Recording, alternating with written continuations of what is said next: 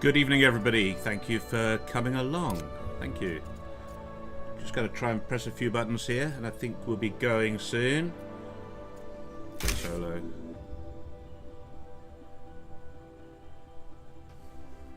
I have these weird Discord overlays down in the bottom left, and I don't know how to get rid of them. But, we'll see what we can do. We'll see what we can make of it.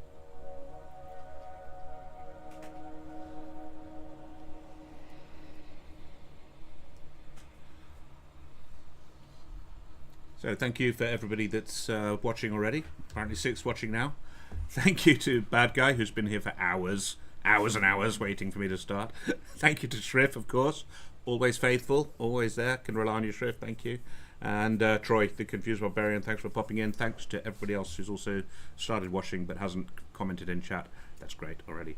Tonight, going to take a look around Nightingale, because that's what I've been playing a lot of recently. And see how it compares to any other games that you might have thought about buying or thought about purchasing. I honestly didn't know where I was going to start this stream, because I didn't know where I couldn't remember where I logged out. But apparently I've logged out in my little ramshackle disgrace of a base, which is thank you, Troy, right on time. My disgrace of a base, even Max would be ashamed of such a terrible base as this.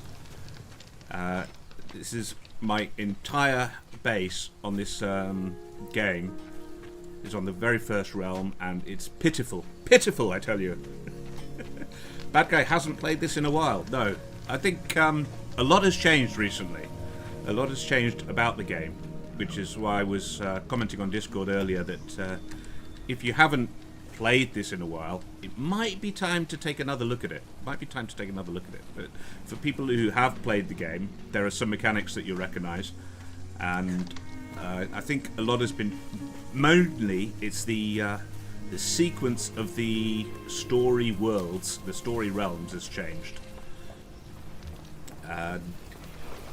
It makes it a lot easier and a lot more comprehensible, I think, in my opinion, for people to understand the way the story actually plays out, because the sequence in which the story realms are is completely different. I know there are some mechanics which are specific to the game, which I'd like to show off tonight, but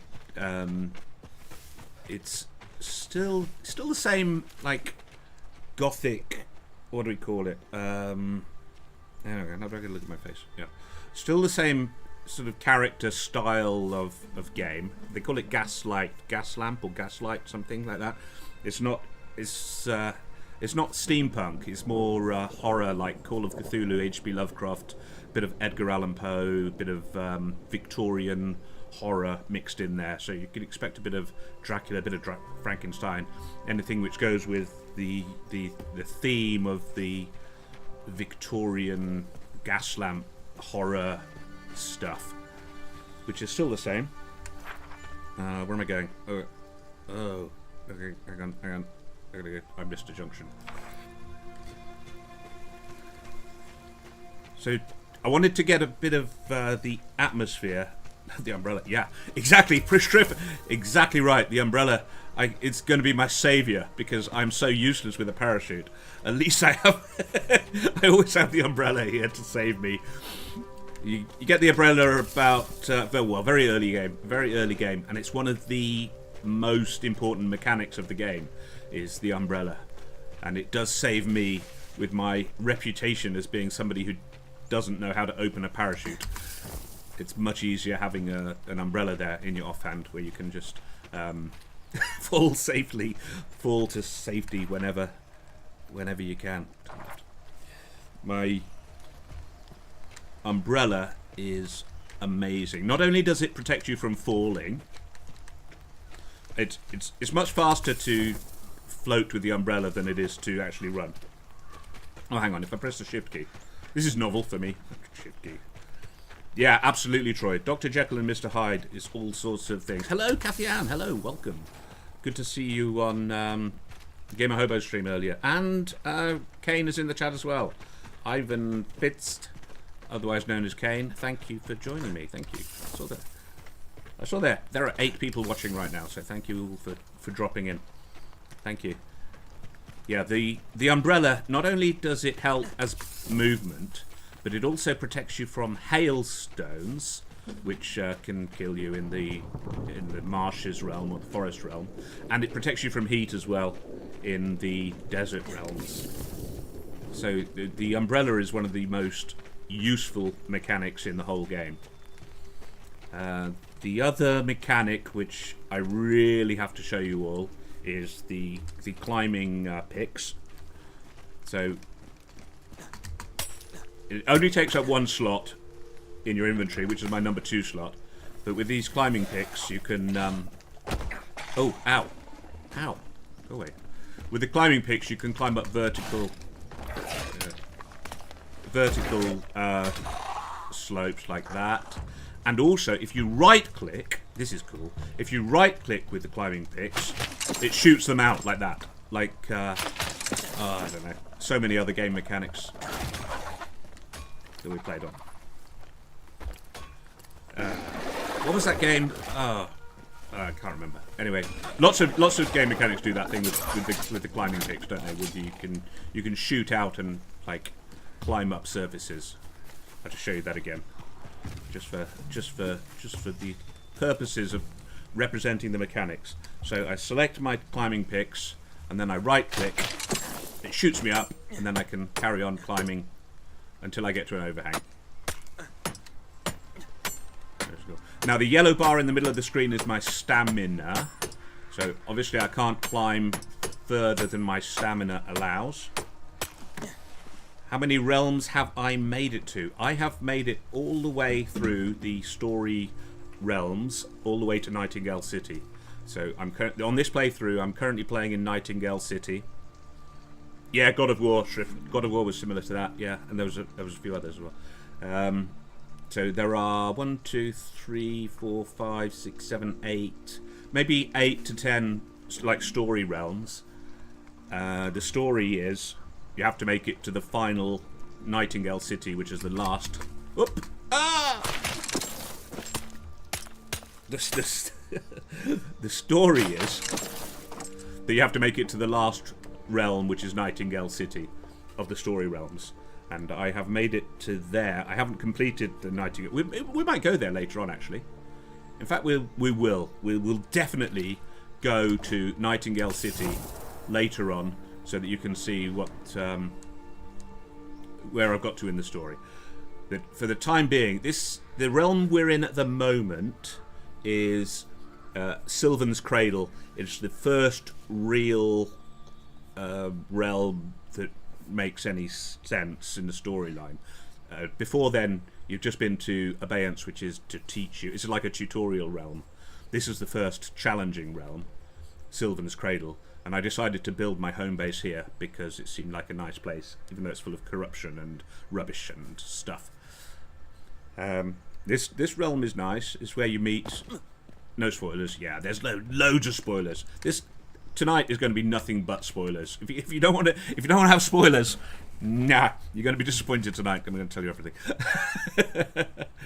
Kane only made it to here, the first realm. Okay, well they've changed the sequence. So now this is the first of the story realms. Everybody makes it to here.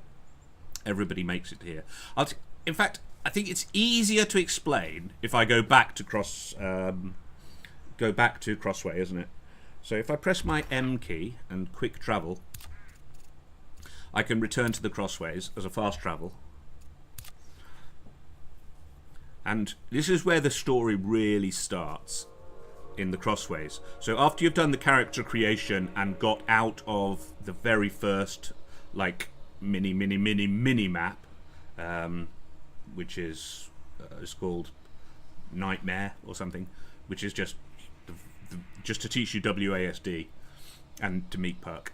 After you've done the very first like mini introduction, you go to a realm called the Crossway, and your guide Puck introduces you to the Crossways. Now the very first realm you'll come to as a player is called the Crossways. It's an abeyance realm, which means really easy. It's level 0. Level 0, so your gear score only has to be 0. And to put that into context, the last realms are like level 100. So you need gear level 100 to be able to face them. So this is level 0. You can do it naked. You can do it without any gear.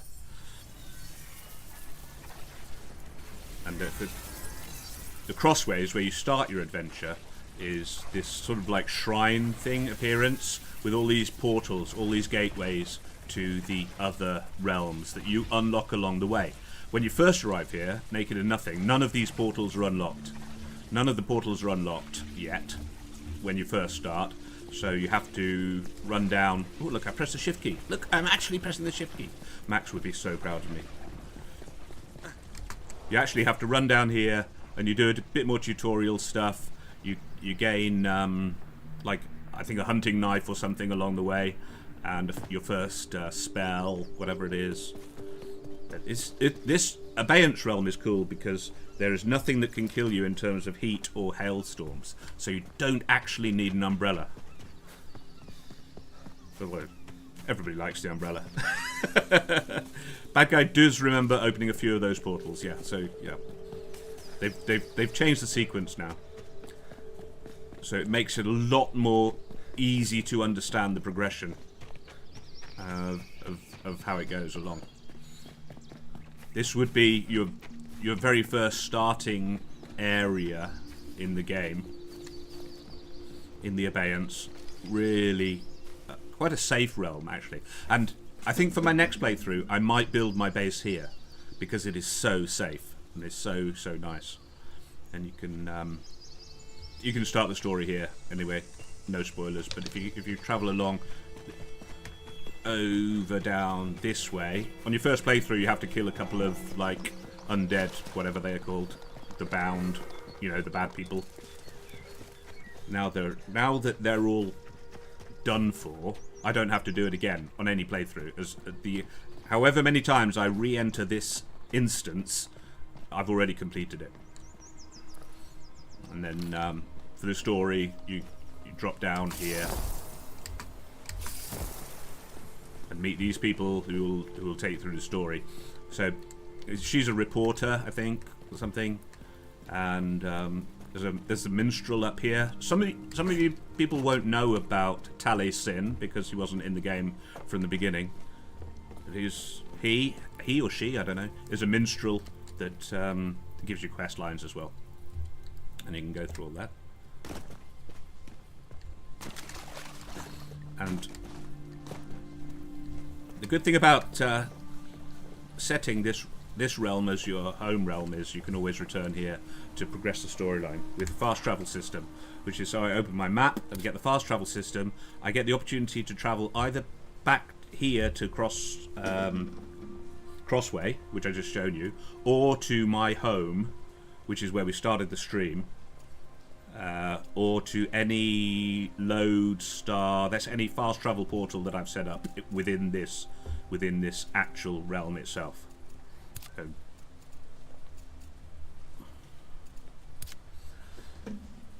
As you progress through the story, you'll find different realms. The story progresses as you try and make your way towards like the end goal, which is Nightingale City. The end goal is the realm of Nightingale City. So when I say realms, I mean like different maps. You know, each realm has its own map and boundaries and borders. Much as if you're playing Conan Exiles, there'd be two maps, right? There'd be the Exiled Lands, or oh, mind slips me. Anyway, the other one. So each of these is like a different map that allows you to explore and progress with the storyline. In addition to the story realms, you can also generate your own realm. You can generate your own realm if you need to for harvesting resources, or to even set up your own home base, and that will be procedurally generated according to the the criteria that you ask it for, i.e., what sort of realm you want to create. Oh, okay. I should really explain all the different realms and how you can create different realms with the realm cards and things like that. That's one of the main mechanics, isn't it? But, although most of you guys, I think, have played this before, maybe not recently. I don't know. One of the latest things they added was this boss fight thing here. If you go to the boss fight realms,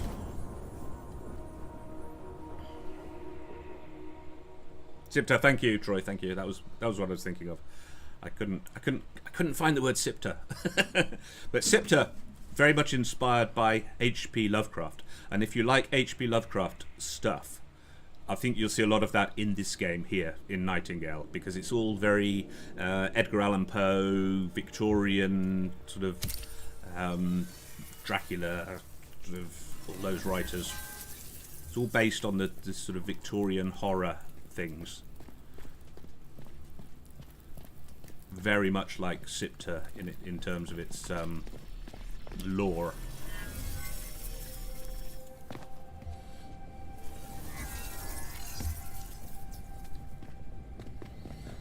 You see, I've got one follower. You're allowed one follower in the game. Now, she doesn't, like, advance at all. She doesn't grow. It's not an RPG where you put stats in and the stats grow.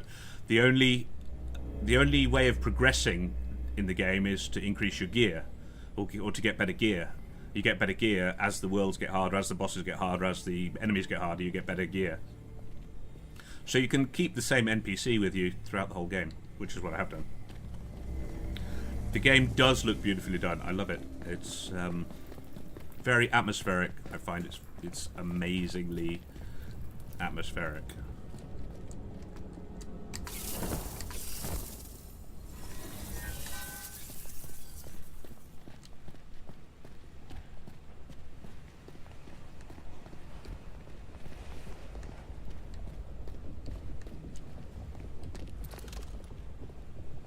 Good evening, Labs. Good evening.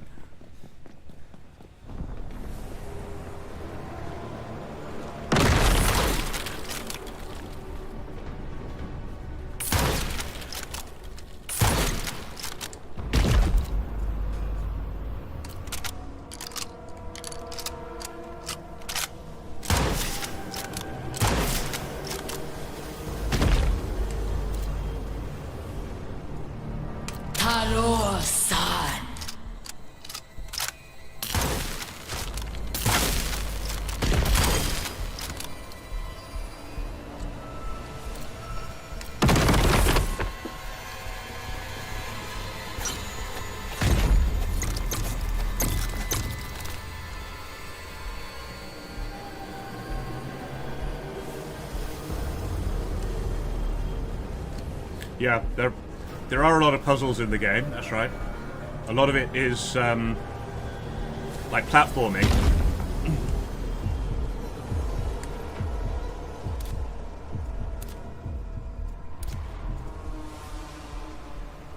Disgusting bug. I know. We hate the bugs. We hate the bugs. We don't like bugs. Disgusting bugs.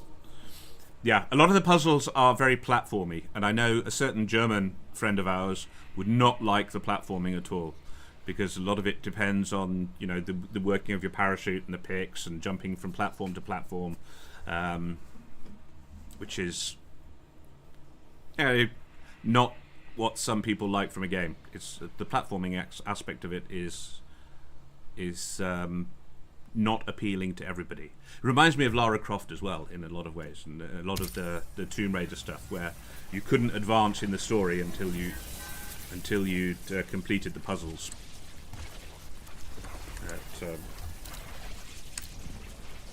Oh, glad to see my follower is okay. As an example of the puzzle realms, the second realm you go to after the Forest of Sylvan's Cradle is this one, which is called Welkin's Reach. Welkin's Reach, and you'll see what I mean with the platforming style. Buttons, yeah, buttons. I know. I can't kill bugs with buttons. I can't do that. I can't press all the buttons all the time. Can't press any of the buttons any of the time. Especially open parachute. But hopefully I'll be able to show you some of the sorcery in this game later on. It's top level sorcery, which is amazing. So Welkin's Reach. This is the second of the story realms, and this realm has reduced gravity, fortunately, because it's all up in the air. Now, this realm is a desert realm, but look, oops, hang on. Ooh. Look at all these floating islands all around. And to get from one to another, you have to really do that sort of jumpy, platformy thing that our German friend does not like.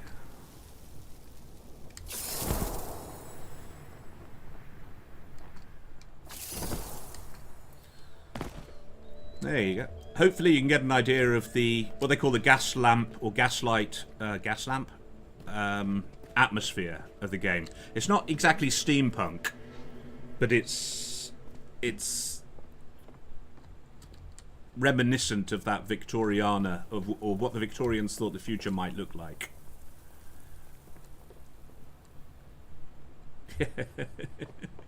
Yes, top level sorcery, absolutely. On these desert realms, you'll need your umbrella to save you from the heat, which the heat stroke will get you. All right. There's some of the quests you have to jump from point to point, and this is the puzzle gaming aspect that Troy said was part of the fun. It is part of the fun, but it's very annoying that you have to do the puzzles in order to progress in the game. I wonder if I can give you a good example. Where would I go for a good example? Okay, Bastion Point.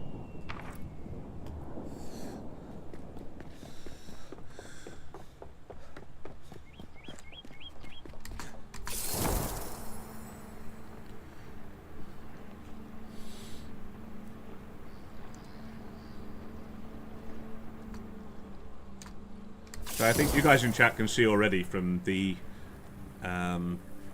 pickaxes and the umbrella that there's quite a lot of platforming. And these blue iridescent things as well, they like springboards that leap you from one place to the next. So you... Oops, missed it. Okay.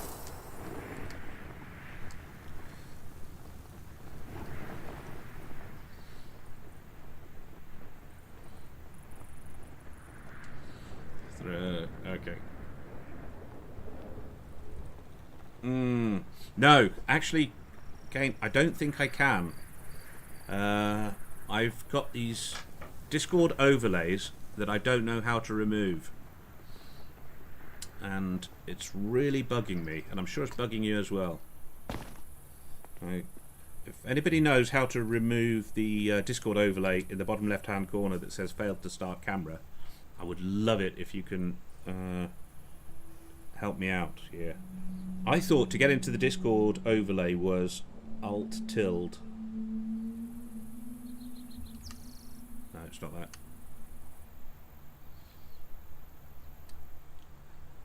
Not that. Leave Discord. Ah, okay. I could. Yeah, okay. Leave Discord. Leave Discord. Oh. Still there. Still there. Stupid thing. I did leave Discord and it still came back. Okay. Stop. Just don't be such a stupid Discord overlay. I don't know. How do you do that? Maybe it's somewhere in the Discord overlay settings. User settings, soundboard, keyboard time, cat chat, voice, accessibility. No. Appearance. Message space. No. Accessibility chat. No. Blah blah blah blah blah blah blah. No. Try to minimize Discord. Yeah, I did. In fact, yeah. Minimize Discord. I just actually entirely shut down Discord, and that silly overlay was still there. I can minimize Discord. I'm fine. I'm not Max.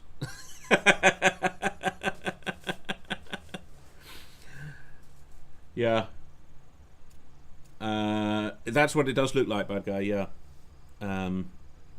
But when I started OBS, it interfered with the Discord settings, so I couldn't start my cam on Discord anyway, and it's just really annoying. Just really annoying. So, oh, is it going to come back? Is it going to come back? Is it going to come back? Is the annoying message going to come back? I don't know. I used my MOFD power. I don't know what you mean, but you must have done it. Whatever power you used, Kane, it worked, because the annoying message is no longer there. I don't know what you did, Kane, but your MFOD power, whatever that is working. Oh, mod power. Oh, mod power, right? Okay. Maybe that was it. All right, what was I doing? I was trying to find a Bastille to show you the platforming thing. That the puzzle solving thing that Troy was on about. Hang on. Bastille of intellect. Hang on. How do I get back to... How do I make it... So, I don't know. I just got to go east, northeast. Right? East, northeast. Must be that one over there. So.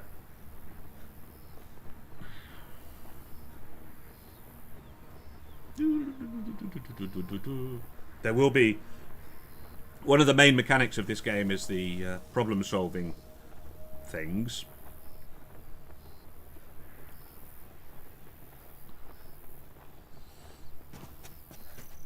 Which you come across every now and again. Oh, I might have solved it. I might have already solved it. That makes it really embarrassing.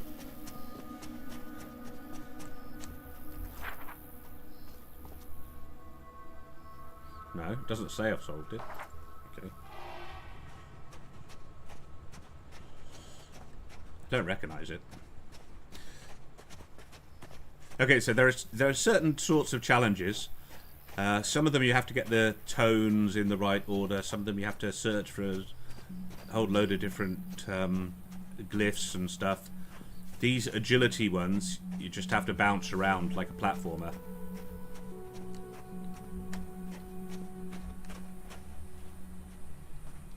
Using your umbrella and your picks, you know. I don't recognise this place. Hang on. So there's usually something up top. If I select my climbing picks, climb up. Well, maybe I have solved it, because that's the finishing.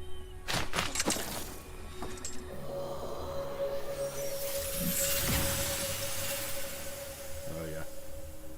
I think whatever it was, I did solve it. So that was an absolutely useless example of how to do one of these tests. That yeah, it's like Lara Croft. You look them up online anyway. You can always find out how to do the puzzles by looking them up online.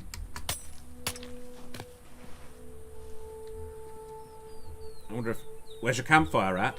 Ah, very good question. Very good question. Okay. Ah. Okay. If I press my B key, I go into the build menu. Build. What's campfire come under? Probably crafting benches. Simple cooking station. That'll do. No.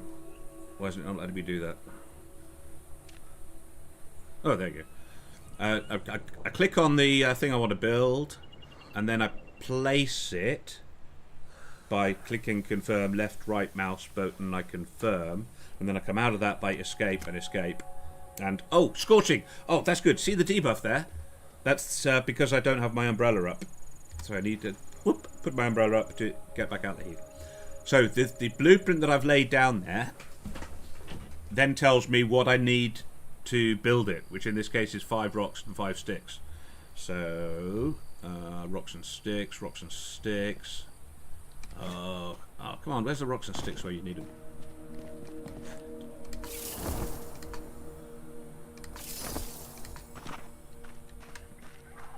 I can gather stuff. That wasn't a rock or a stick.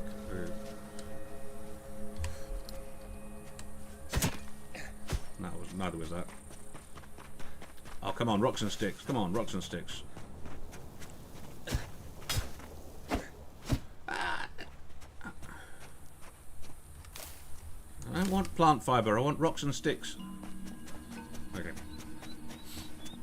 Bear with me, lads. I'm gonna find your campfire. I'm gonna build your campfire.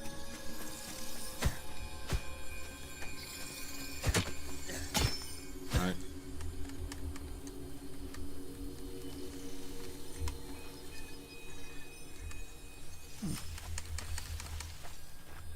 Need a sickle for that, apparently. I don't know. Anyway, rocks and sticks, and then you build it. Why don't I just go back to base and I can show you easily there? Because it's got like the QOL thing, you know, where you can just take the stuff out of your out of your cabinets and things. Return to Respite. So Respite is my home base. And it's a terrible base. It's even worse than Max's worst base ever. It's a disgrace for base, but it's the only base I got. And I would like to show off the incredible building that this game has, but I'm a terrible architect, so I have no power to show you buildings because I don't know how to make. Well, I don't know how. Well, I know how to make them. I'm just no good at designing them. If only you had one in your inventory this time. Yeah, but you can't put a campfire in your inventory, unfortunately. Yeah. So one drawback of this game is you cannot put the campfire in your inventory. As soon as you built it, it stays where it is. It's either destroyed or whatever. Okay. Welcome back to my home base. Where I will show you how to build a campfire. So I press the B button. B, crafting benches, simple cooking station. If I double click on that, then I place it with a left click. I'm going to come out of the menu by pressing escape twice. And then it tells me I need 5 rocks and 4 sticks. But because I have all my inventory stuff is all around here, it will automatically draw that from all those containers. So as soon as I press E for auto add resources, ding. Oh, it says I need more rocks. Okay. That didn't work at all. Where's my rocks then? Where's my rocks?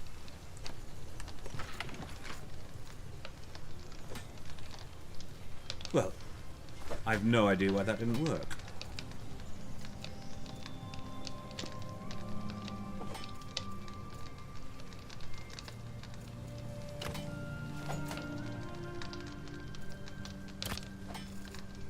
Okay. I gotta go and add. Oh, come on, be serious. Okay. So I'm gonna go and gather some rocks. Because apparently my workers are too lazy to gather rocks. I have to go and do it myself. Just to demonstrate a whole campfire thing. Which is ridiculous. Okay. Why can't I gotta go and find some rocks. Oh, these things are like essence. Hang on. If you run after them and chase them, and then interact. Interact! Interact. Come on, chase. they give you essence. Essence, right? And essence is the currency of the game. So if I press my tab key, right, up in the top left-hand corner, you'll see how much essence I've got, and that's how much currency. Tier 1, Tier 2, Tier 3, Tier 4. And these are mainly used for buying engrams or blueprints, right? So mainly use... for example, if I wanted to buy the recipe for foil, it would cost me 10 Tier 3 essence. So all of these different blueprints that you can learn, they all cost essence. Tier 1, Tier 2, Tier 3 you can learn through normal progression in the game. Tier 4 is only available in the last few maps, like the Watch and Nightingale City. That's what essence is. It's the currency of the game. Woohoo. And these things, they must be like spirits or souls or lost souls or something, I don't know.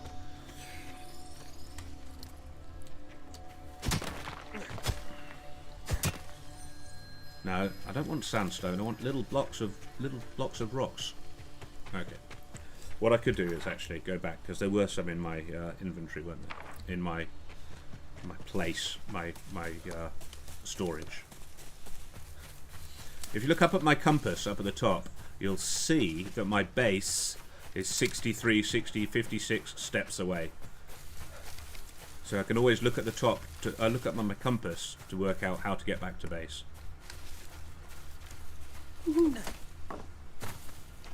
Okay, so give me some rocks. Rocks, move, a couple, confirm. Okay. Back over to my thing I want to build. Auto add, and there I have my campfire. Yay! A simple cooking station. That's the best I can do as far as campfires go, I'm afraid. If I want to... There are two things I can put my mouse on here. Either craft or add fuel. So if I go to the bottom one of these 2 points, add fuel, and then press E, it will automatically draw fuel from my storage. It's all stuff I got, all the combustible stuff I have in my storage in this base. So we're just going to put in a few sticks. Right. Oops. Okay. It only took 25 because that's most it can work in one stick. And now I go into the top one of these 2 little white dots, and that's craft item, and that will automatically draw the necessary ingredients from any of my storage around here. So say I wanted to make some roasted meat, for example. I click on that. I can either choose which ingredients to take, or it will choose for me, and then I can craft away, and within 30 seconds I'll have 3 roasted bug meat. Oh, which is so good. Why do I want roasted bug meat? Well, if you look down at the bottom left, you'll see the green bar. That's my hunger bar, and so I have to keep eating every now and again just to keep that hunger bar topped up. Wow. Yeah. Thank you for pointing that out. That's important mechanism. Important mechanism. Now, if I want to destroy the campfire, I think I have to go back into the building menu again. And look at it, and hold down X. Hang on. I think I'll go there. Hold down X. Yes, and that deletes it. Ooh. Pick up sticks, crude. Pick up sticks. Pick up sticks, pick up rocks, pick up roasted bug meat. Okay. There you go. Which is now all in my inventory. So the sharp-eyed amongst you might have noticed that somebody was running away here to have a lie down. Carrie, you might have just seen her sprinting back into the hut so that she could take her union break because she's been working so hard. And that's I got 3 workers working for, apart from Katie, who's my follower who fights and is combat. I also have the workers here assigned to various stations. I can have a maximum of 3. Julia is in the mining station. I think this is the wood station that she just left, and there's another station over here somewhere. Yep, the hunting station. And those 3 NPCs will gather raw materials all the time, depending what I ask them to, from the management here. So the 3 NPCs have been assigned to each one a station, and I've asked them what they should concentrate on as well within that station. So let's imagine I had enough hide, I could change that to another resource, and she would gather that for me as well. And all of those raw materials, which are gained online, offline, I don't know, all the time, go into the storage, 3rd tab along on the right hand side, and you can see they've been gathering loads and loads of raw materials that I can use for crafting later on. Woohoo! Amazing. Amazing. There you go. Now, so we've said about the building mechanics. This is probably the worst base building layout I've ever done, I think, in any game ever. I just wanted to... I started off by getting some beds, and beds in cover. So I just built a few foundations, I don't know, 6x6 or something, and put the beds in. And then my crafting tables, I kind of laid them out along the path in a bit of a random order. And it didn't really make much sense. And then I needed some magical stuff, so I just decided to put it on the roof for no particular reason. So the magical stuff went up on the roof, and these are like the magical benches up here with no real layout. I know I should have a tavern. I should have a tavern, and there is scope for that, because if you go into the progression menu for building, for actual structures, there is so much available. Sturdy dresses, Art Nouveau, the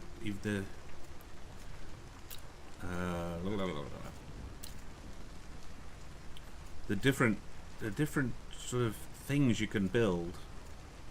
Absolutely amazing. Yeah, I really ought to build a small building, oughtn't I, bad guy, to show off the building mechanics, which is important. Okay, but I'm such a rubbish builder. I wish I had somebody like Yorkles or somebody to just show me how to like build nice stuff. Okay, we're gonna try and show off the building mechanics. Okay, I press the B key and start with the tiles. You can see I've unlocked various different types of what do you call them, build sets. So the cabin I made over there was all crude wood. Really should make some tuner stuff, shouldn't I? So, okay. First thing we do is place the foundations.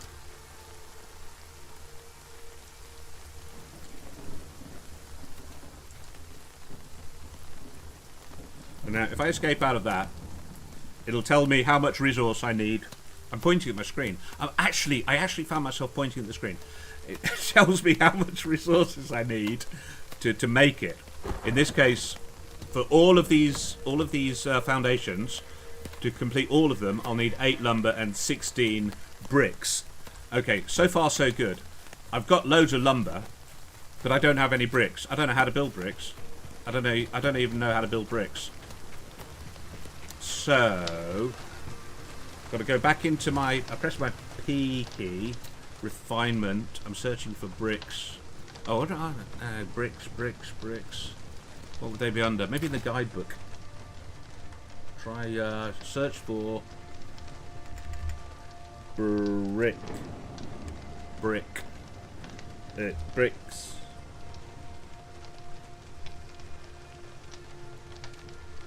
No. Bricks. Tier 2, crafted at a masonry bench.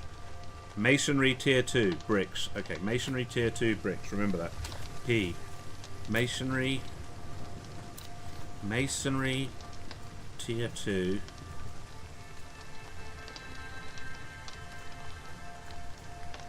Masonry bricks free. Oh, I learned it already.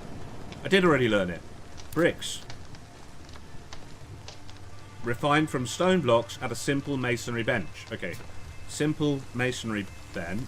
That's this one, right? Craft. Bricks. How many did I need? Anybody remember?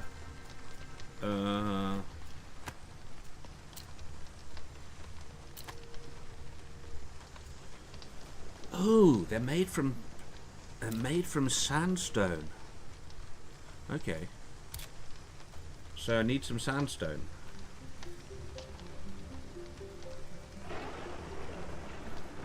How do we make sandstone?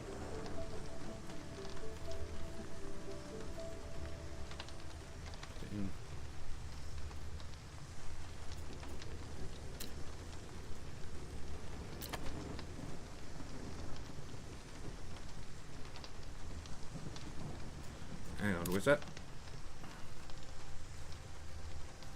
Bricks? Stone powder. How do you make stone powder? Stone powder. Stone powder. Okay, so bad guy says it might be 20. Shrift says it might be 16. Maybe mine... I don't know. I got loads of sandstone. I'm going to break that down into... maybe 40 stone powder. We'll try that. We'll try that. Okay, that's going to take 3 minutes. Okay. And then once we've got some stone powder, we can make bricks.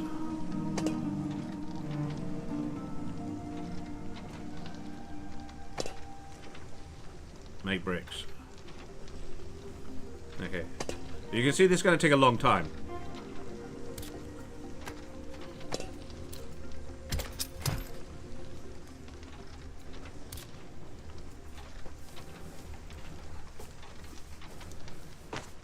So the crafting in this game is amazing, but it's very, very complicated, and it does take a long time. It's not the ideal sort of thing for, you know, live streaming, whatever. But I do want to show you the mechanics, and I want to show you kind of the way. Hopefully, you're understanding a bit about the way the crafting system works from this, and how complicated it is. Which is a lot of the fun of it for me, is finding out how to make all these things from scratch. Like, you pick up things along the way. Pick up things like an artisanal pick head, or a refined action tier 3, or I don't know, a tier 4 titanium guard. Pick up these things along the way, which you can then... they're all essential ingredients for making higher level stuff. And when you do want to make your stuff, let's say you wanted to make a sword, right? Fishing knife. Say you wanted to make a sword. It'll give you the opportunity to which ingredients you want to use, and obviously the higher level ingredient you use, the better the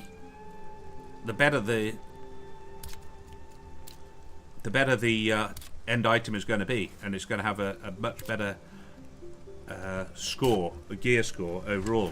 So if you look at my gear for a moment, it's all pretty basic stuff. My ornate bolt action tin rifle is level 66, which is good. It means it can defeat monsters that are about level 66. My climbing picks, okay. My ornate revolver iron is a level 60, tier 3. So that will be able to, you know, hurt level 60 monsters and that sort of thing. Hunting knife, pickaxe, that's still boring. My sword is a level 62. Throwing knives, level 76. Oh, I should use those more often, actually, think about it. Yeah, and the same goes for your clothing as well. The clothing also has a gear score, and it has a total clothing gear score here, so 65, which tells me the sort of world levels that I should be going up against when I go into the world levels. Right, where were those bricks? Okay, collect the bricks. Okay, collect the bricks. Back over to the blueprints. Where was it? I forgot. Where was it? Where did I do it? Where was it? I was over here somewhere.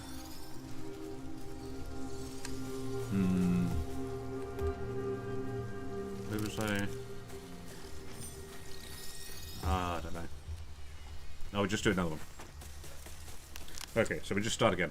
So, B, then you choose your level that you want to make. I want to make a Tudor foundation. I'm going to double click on that. Place that there. 1, 2, 3, 4, for example. Escape, escape. And then it tells me I need 4 lumber and 8 bricks. And I auto add. Bang! There go the foundations. Woohoo! Oh yeah, you see? So good. Now build Tudor style door. We can click it on. Okay. Okay, escape, escape. And yep, tells me I need beams and auto add. I need a beam. I need a beam. How do I make a beam? I don't know. How do I make a beam? Where's my base? Okay.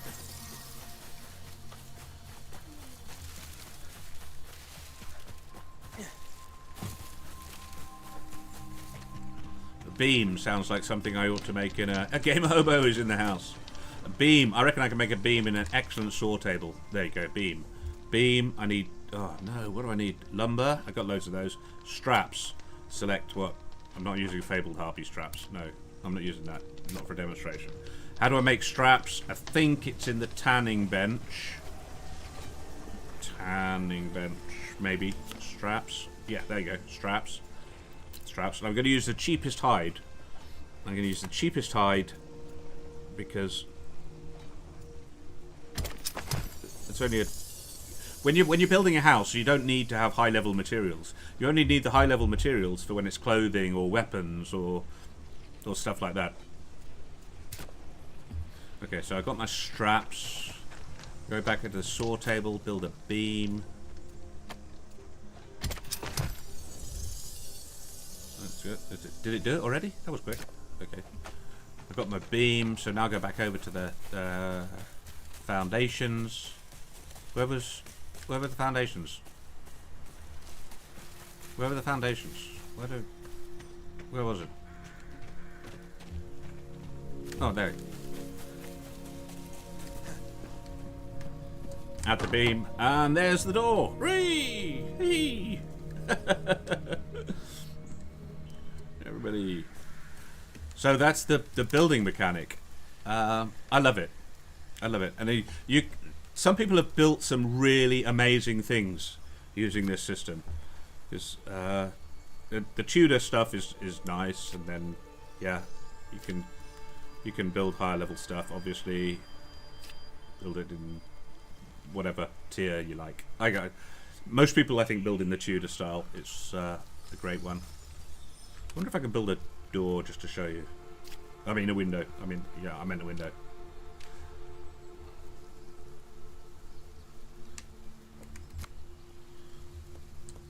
Oh no, I need another beam. Yeah, I'm not going to bother.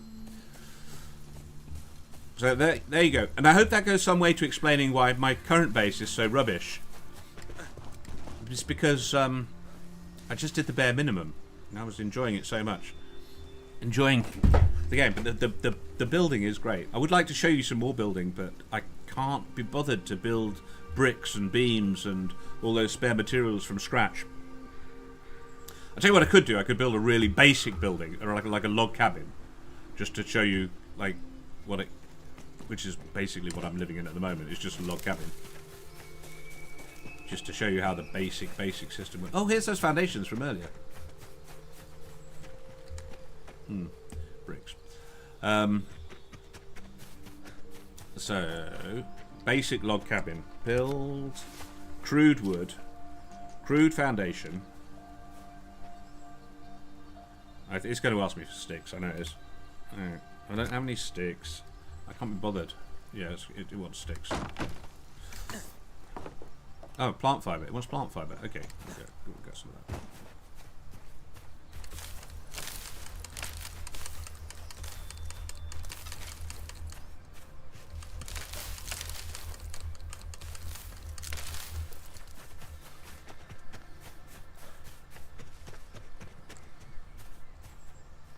Not that one.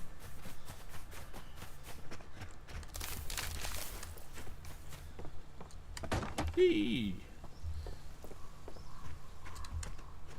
And then the door. Hang on. Press the B key. Select crude wood. Door. Escape. Auto add resources. Yay! Is that door inside out? What do you think? I don't know.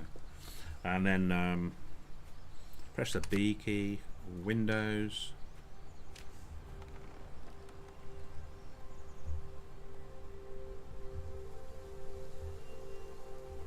Escape. Auto add. I still need... Oh, no, it did it. It did it. And then I guess I could put on a roof. Will you die to the sun if you drop the parasol? Your arm must be tired. Yeah. And in this realm, no. You won't die to the sun in this realm. The parasol. But you will die to hailstones in this. In the forests and in the marshes, or marshes or swamps, whatever it's called. You will die to hailstones if you don't have a parasol. And in the desert, you will die to the sun if you don't have a parasol. Yeah. But I just... When I'm just mucking around camp, like building, it seems a bit ridiculous to have a rifle, a two-handed rifle in my hand all the time. I suppose I could have a big pickaxe. I'm a big fan of the pickaxe, which combines both the axe and the pick. But, you know, the difference in this game is they're on a different button. So the axe for trees is on the left mouse, and then the other side of it, the back end of it, the pick, is on the right mouse. Yeah. The graphics are nice, I agree. I think I do like the graphics. I think the devs did a really good job with Unreal Engine 5 on this one, and they're still doing a good job. Still working on the game. That was the building mechanics, people. That was the building mechanics. Shall I try and put a roof on just for the fun of it? Build roof.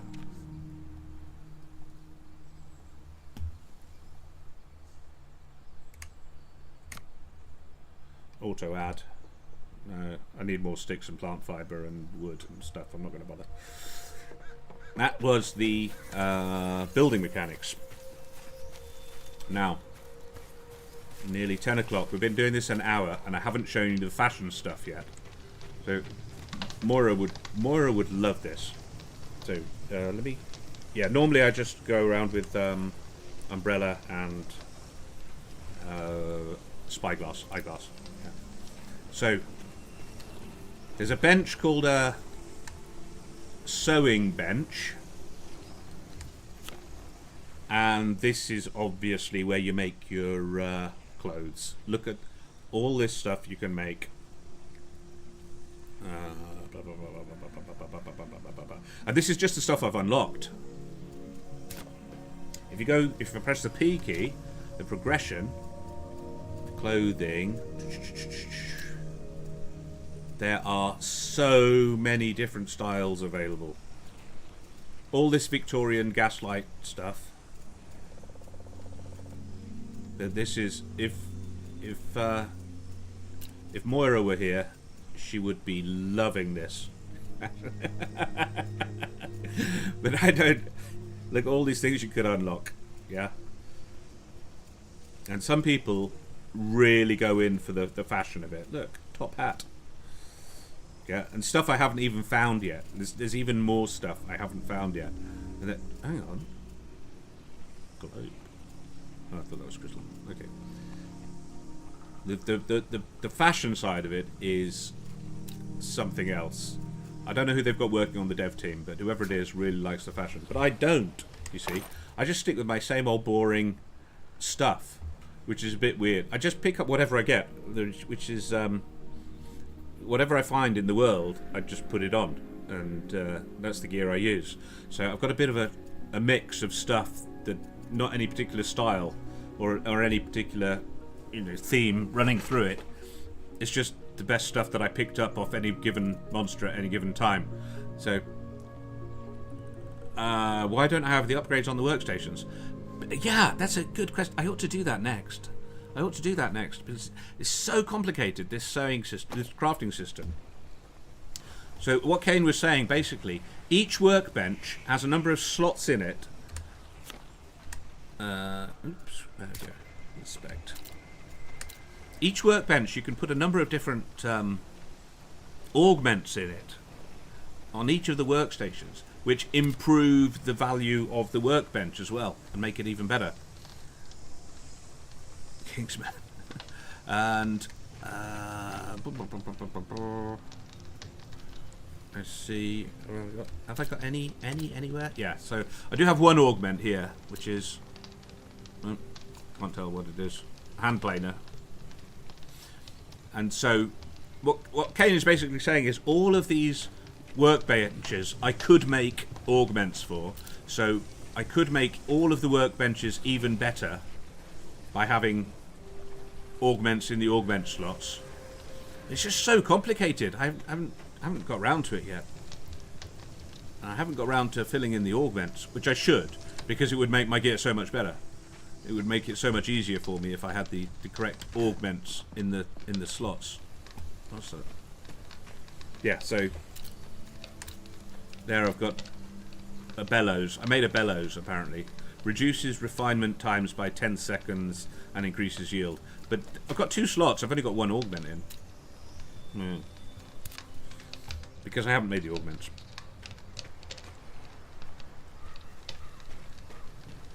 I really should, Kane. I really should make augments. I haven't got around to it yet. I was showing you guys the fashion. I'm not the best person to demonstrate fashion with a face like that, says Shriff. Look at it. Look at it. The overcoat makes me look as though I've got a woman's chest. I got this like yellow ribbon tied around my waist for some reason with a rose. I don't know what that's all about. A turban with some pink feathers in it. I don't know what's going on there. And I just no. Oh, I'm not the ideal person to talk about fashion. I think even my follower is better equipped than I am. Where's she gone? Where's she gone? There she is. No. No, I think, yeah, maybe she has a better sense of fashion than I do. I don't know. Who knows? She's fairly dapper looking, I reckon.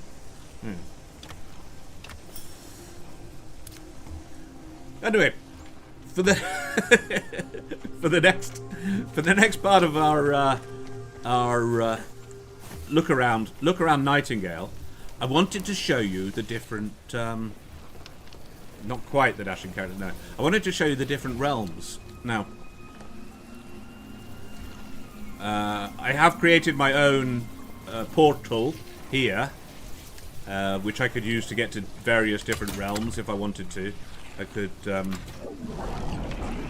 could place any one of these cards into here, and that would open the portal to travel to that particular realm. Most of these are storyline realms. Do I call her Carrie? Who? Katie?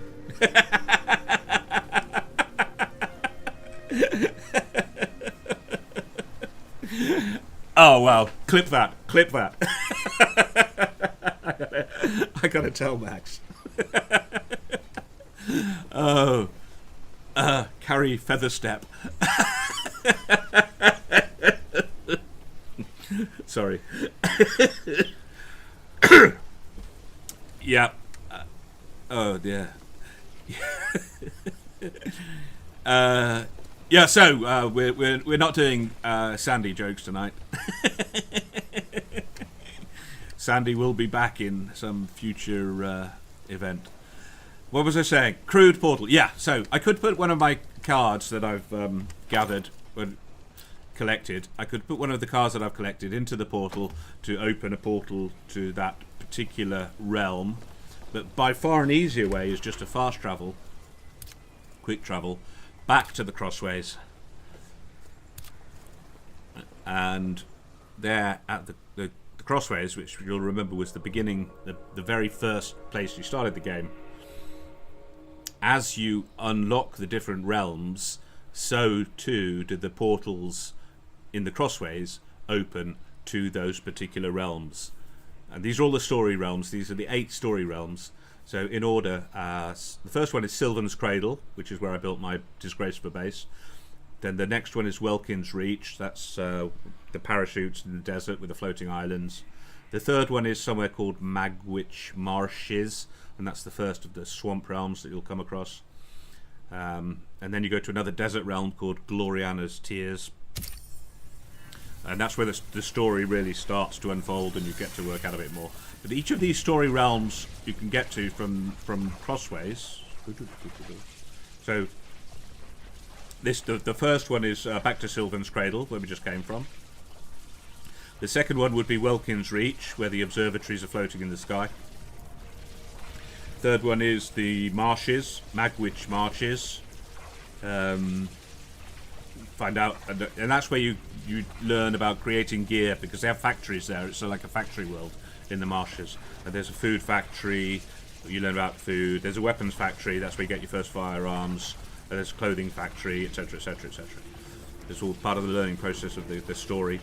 Then in Gloriana's Tears, that's where you'll first meet a character called Ellie Bly or something that teaches you about the portals and the possible way of opening up a new portal to get to your final destination, which is Nightingale City.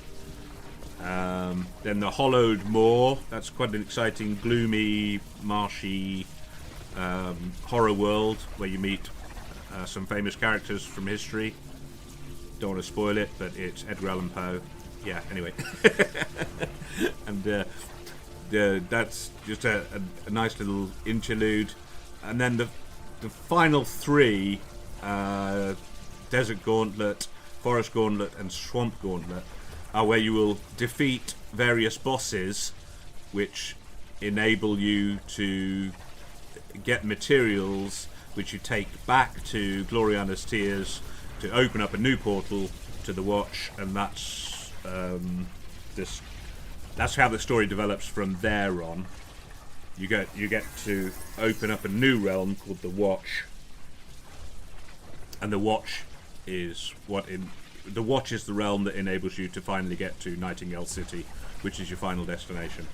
So, unless we have any particular desire to go to any of these realms, which I could show you around tonight. I mean, we've got loads of time tonight. We've got loads of time. But instead of that, I'll take you to the last of the story realms, which is the Watch. The Watch is a realm that you'll need to go through to get to Nightingale City. And so by unlocking all of the pieces in the different Gauntlet realms, you unlock all the pieces of the puzzle to open up a new portal to Nightingale City, which is the end of the story. I'm not going to say it's end game, because it's not even the start of the game. But it's the end of the story.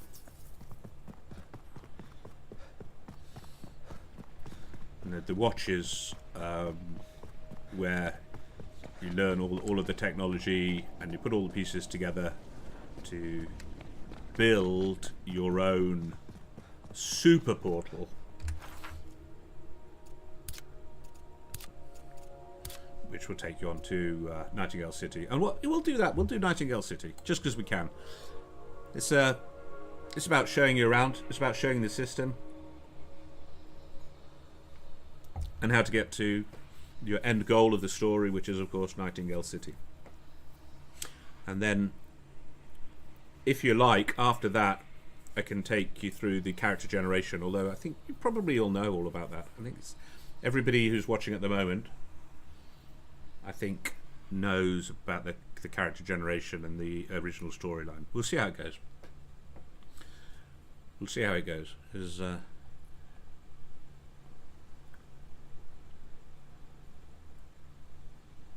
was asked right at the beginning, how far did I get in the game?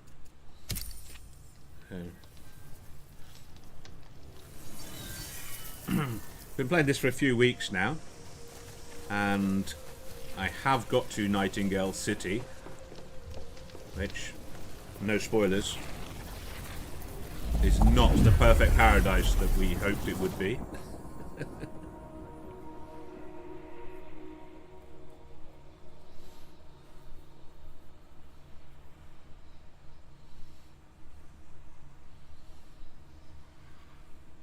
So as far as the story goes, once you've gone through the 3 different Gauntlet realms and defeated the bosses there, brought those pieces back to Gloriana's Tears, you've reopened a portal to the Watch.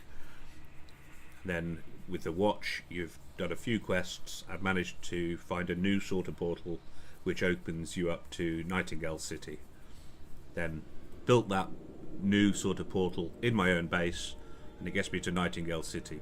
You can see at the top of the card there, it says level 45. I've set this to the easiest levels.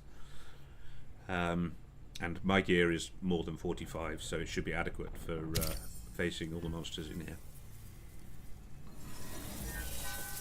Now, every time you travel to every time you create a new realm, procedurally generated, you have the option of which difficulty level you want it to be as well. And I don't think you can do it from there. But there is no point starting the game on the hardest difficulty levels, because every time you create a new realm, you get to choose the difficulty level. So it makes absolutely no sense to start on the hardest. You seem so excited about Nightingale. Did you meet Rockwell there? Even worse. There are some pretty horrible people here, I can tell you. Some pretty horrible people. Now, so up in the top right, you can see my current quest is find an entrance to the city sewers. If I open up the progression menu and look into our journal, I can see my quests. The main quest line at the moment is to find an entrance to the city sewers. That's how far I've got with the story at the moment. Mentioned the riddle, the Taliesin, the Bard earlier. What have I done?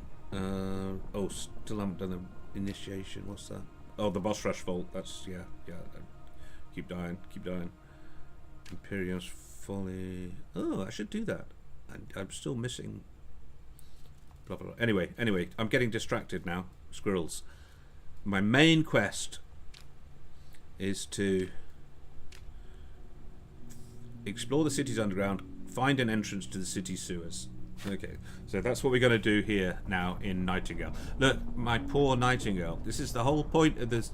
The whole point of the game is to find your way to Nightingale, and when you get here, spoiler alert, it's completely destroyed, overrun by the Bound.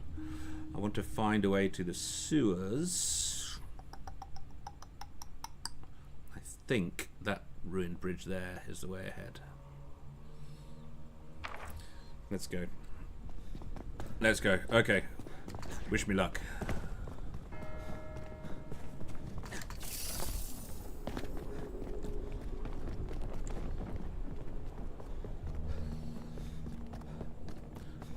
My poor Nightingale City. Destroyed. In ruins and tatters. And it was so difficult to get here. It was so difficult to get here.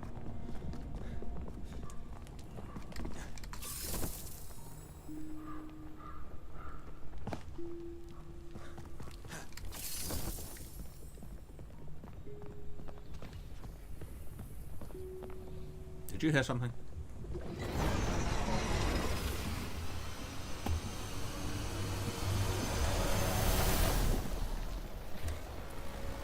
Did you hear something?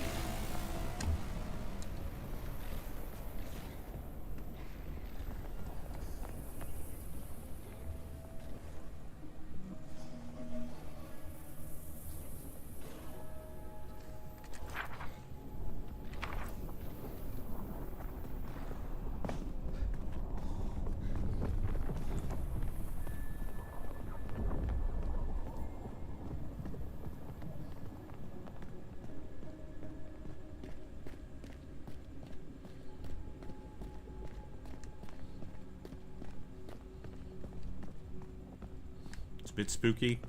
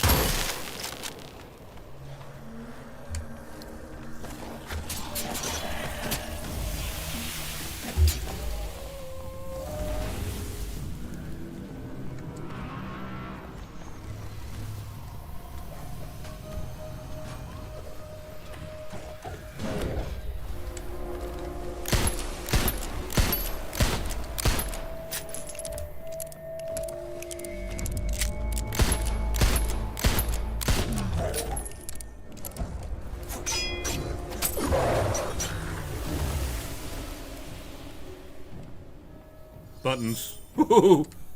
That didn't sound good, did it? I can pick up all this stuff. Thank you for dropping all that. That's nice. And Katie picked up some of it for me. Or Carrie, as we will now call her. Thank you, Kate.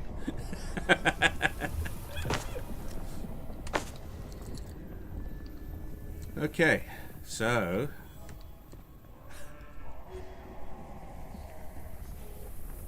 somewhere should be an entrance to the sewers.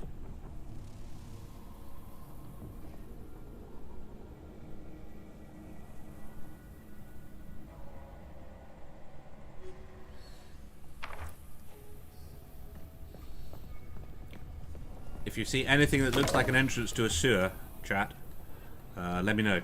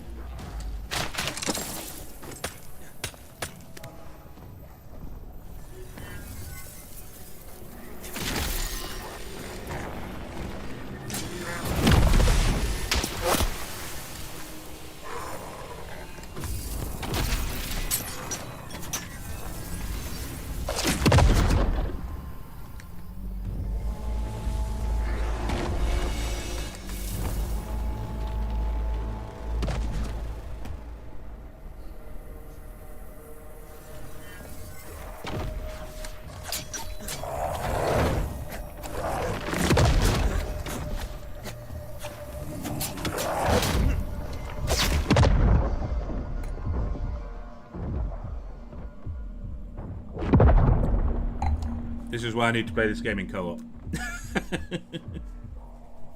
So, normally, your NPC can revive you, but in this case, my NPC is also unconscious, so I have no option but to respawn.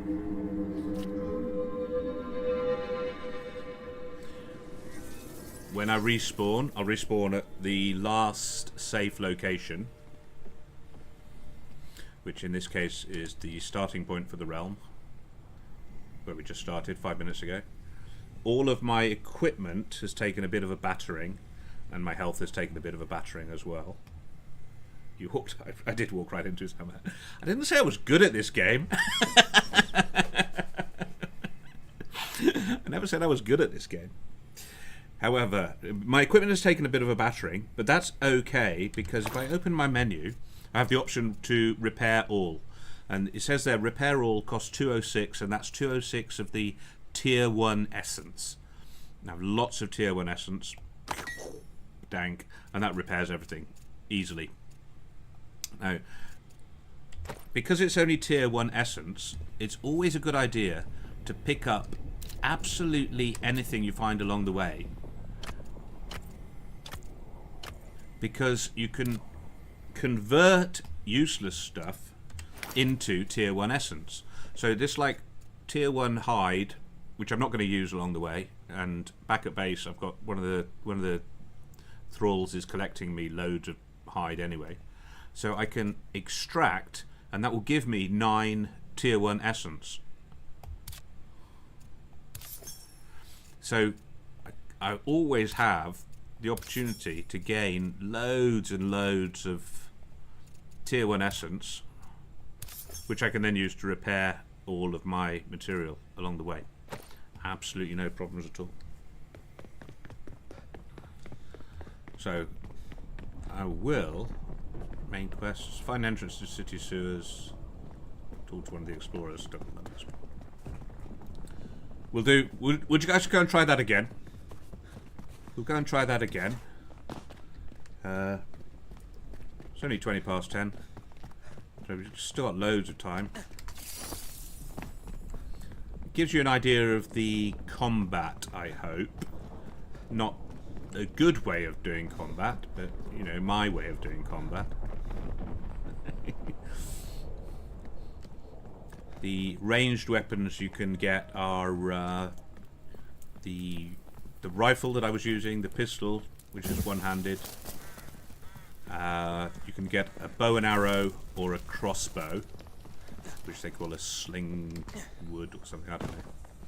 So there are different sorts of ranged weapons, each with their own there's a shotgun. No walk of shame, no. I don't know if that depends on the difficulty levels. I don't know if that depends on the difficulty levels though, because I do have this set to the easiest, absolutely easiest level. As I say, you don't change it in the settings. You change it whenever you generate a new realm. That's when it asks you which difficulty level you want to play on, and I always choose the easiest level. So I don't know if that's something to do with it or not.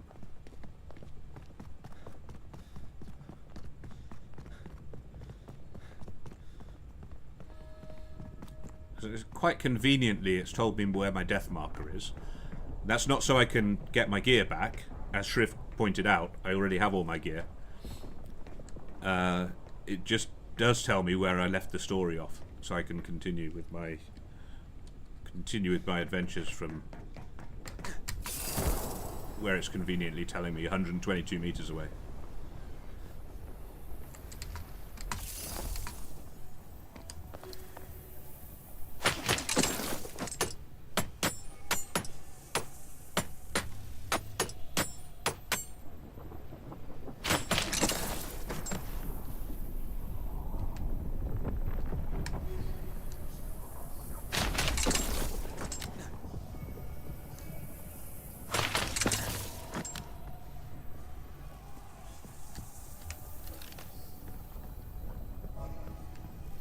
There don't appear to be any adverse weather conditions in Nightingale City either, which is nice, so no hailstones or hot weather to kill you.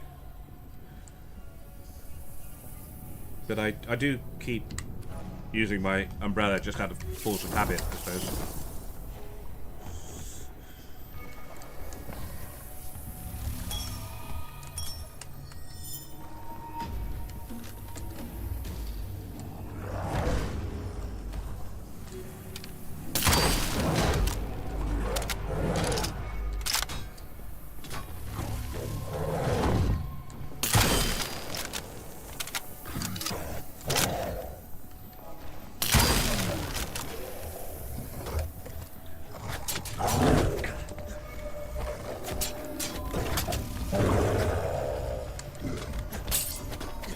Vengeance will be mine. Second time lucky, huh?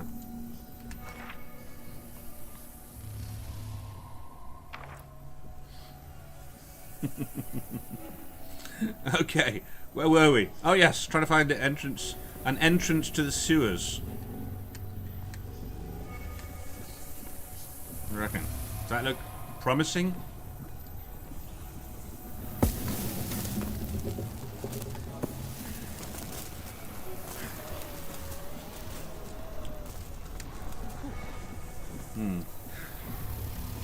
Maybe not, I don't know.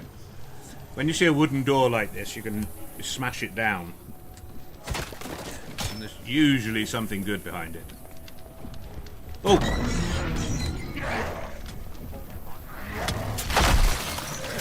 That was a spawn node for those undead beasties. The Bound, they're called in this game. So if you destroy the spawn node, you can stop the undead in their tracks.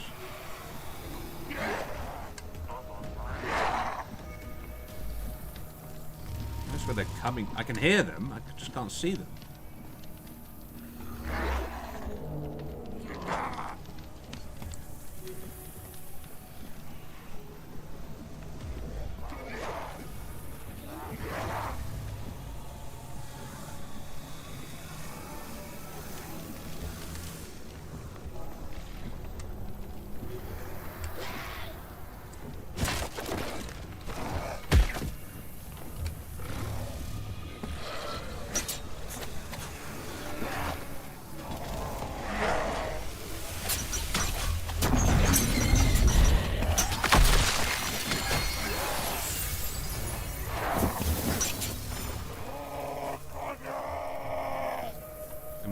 More of them?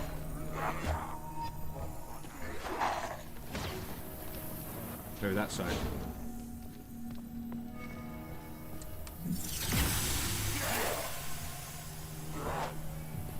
I can hear them. These hope echoes are storyline things. This particular one will unlock something in the journal, in the codex. So if I press my P key... no, maybe it was there. Yeah, there you go. In the guidebook...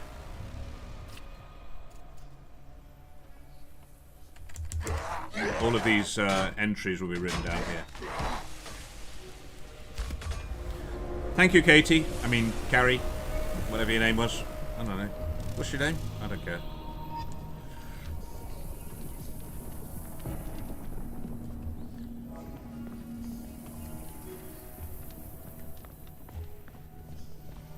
Still no sewer entrance, though.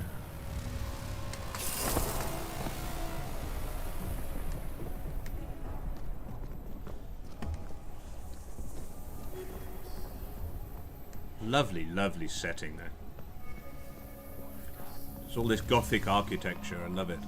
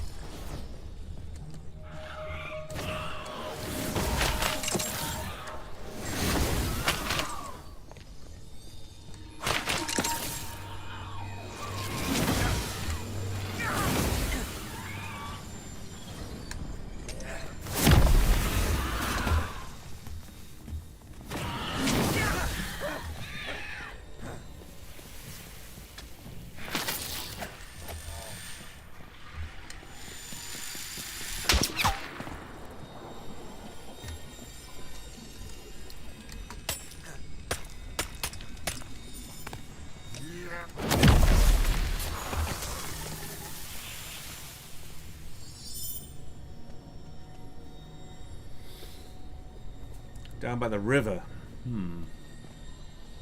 Yeah, I suppose an entrance to the sewer would be like an exit to the... I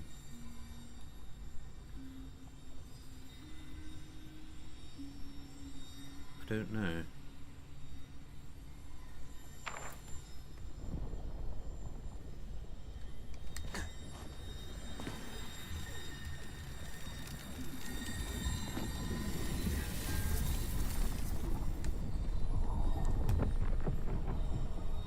Okay, this is one of those puzzles that we were on about earlier. In order to unlock the essence that's in the middle of this blue glistening triangle, we're going to have to find some symbols. 1, 2, 3, red, like runes, which will be glitched, which will be written around here somewhere. So once you've examined all of the red runes, then this blue pyramid will unlock, and you'll get to get the prize of the essence which is trapped within. For the moment, I can't see any like red. Oh, there's one. Oh, look. Okay, okay. So this is what we mean by the puzzles. There are these red runes around. If I examine that, it changes blue, and that's one of the unlocks that are needed for this central pillar. The blue one that I unlocked now is marked blue, and you'll see there's still some like red glowy ones. 1, 2, 3, 4 red glowy, 5. I don't know, I lost count. Red glowy ones. So there will be some red runes around, similar to this, which we should investigate, and then that will unlock the whole thing. Ooh, what's that? Weird. Don't know. Some sort of runic transmitter or something. Look for the dregs. Yeah, that's exactly what we're looking for, Trip. Exactly what we're looking for is the entrance to the sewers, the entrance to the dregs.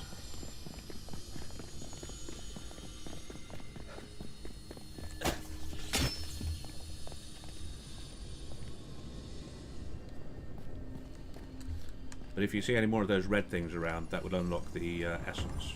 Like this, for example. There you go. Speak and you shall find. Examine. Turns blue. And then you go back and you can see on the pedestal there, it's turned blue. Turned blue. So all the things that are currently glowing red, we need to discover them and turn them blue to unlock that. That's just one of the little puzzles. There are different sorts of puzzles. Some of the puzzles involve platforming and jumping about. Some of the puzzles involve setting off a number of tones in the correct order. Bing bong bing. Musical challenge. But that's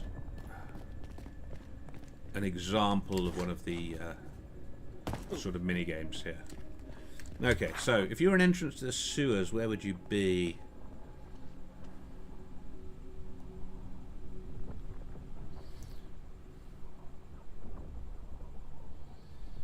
I don't know. I don't know where I would be if I were an entrance to a sewer. I would probably be hidden somewhere. But I can always look it up on YouTube, which is the greatest thing about this game, is somebody's always done it before.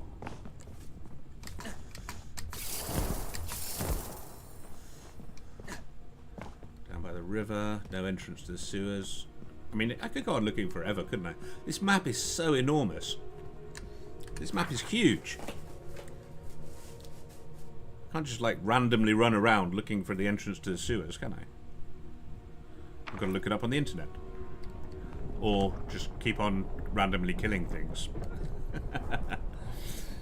And what we will do instead for the final 25 minutes is instead go through the character collection. Whoops, back.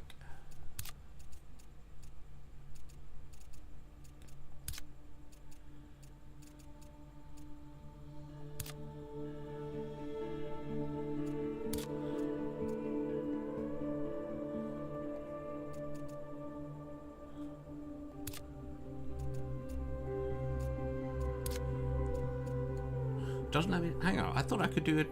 I thought I could create a new character. Oh, there you go. There you go. New character. Oh, so it's these keys here. Look. Select character. That's the character. And then you press right. New character. New character. Which is mega complicated. Mega complicated. You can go through, like, generations back in time when you're doing this character creation. Let me...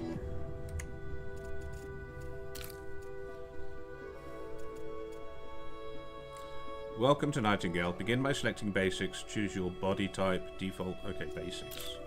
Basics. Archetype. Archetype. How do you say it? Ah. That looks very much like me. So, you'll see that it's set in 1889. 1889. Pandora's Bane, Realm, Old Docks near the Cathedral are. Thank you, Troy, for looking that up on the internet so I didn't have to. Voice. Don't think voice makes any difference at all. Never known it make any difference. Okay. That's male or female, isn't it, basically? Now, ancestry. This is where it gets really crazy. You can select your parents, grandparents, and great-grandparents.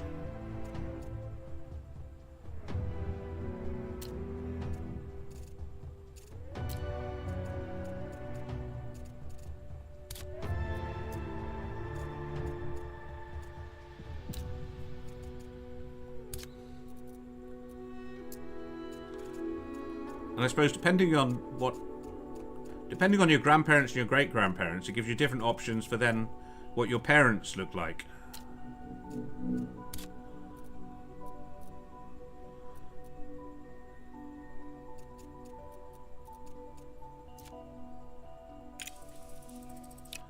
Oh, you can choose how much of your genetic makeup you want from each of your parents. That's weird. Okay.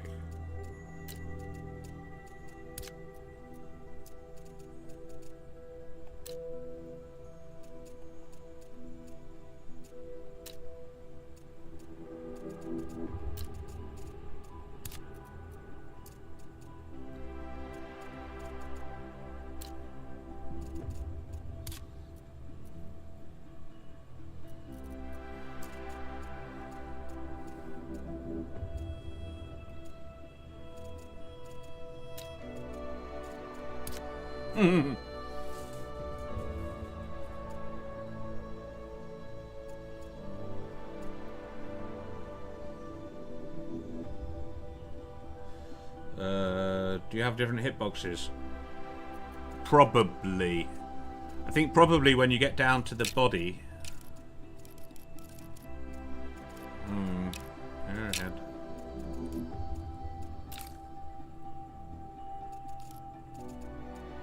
I don't know. This game is surprisingly deep, isn't it, though? Isn't it? I've only done half my ancestry so far, but it doesn't appear to have changed me. Maybe I selected that too early. I don't know. So, can you have different body types?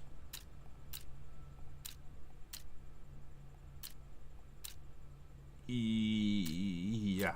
I mean, as for the actual hitbox, no, it's just a meme, isn't it? But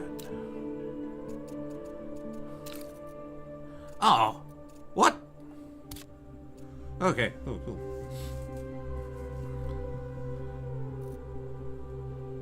So I've filled out my whole family tree, but it hasn't made any difference at all to what I look like. And not saying anything, but it looks as though I've got 2 dads.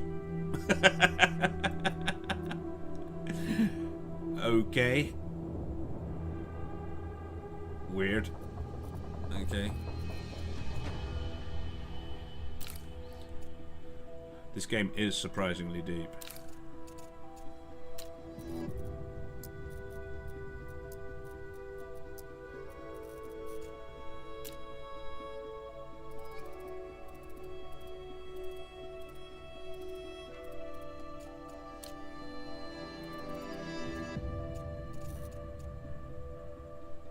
And 3 grandmoms, did I? I didn't notice that. I just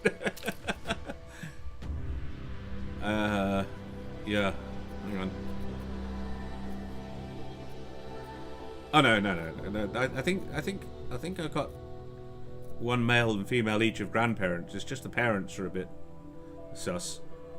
I don't know how that happened biologically. Yeah, I always see what you mean up on this side, and it. I don't know. That's weird.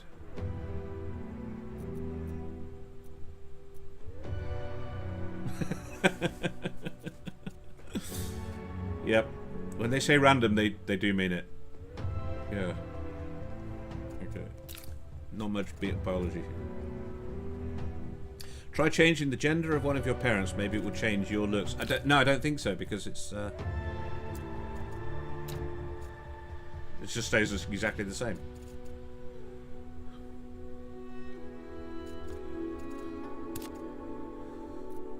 So, male, hang on, male, female, male.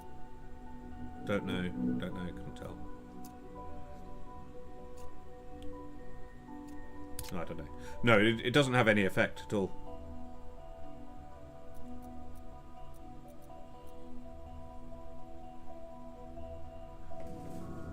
Completely random ancestry, which has no effect at all on what the child comes out looking like.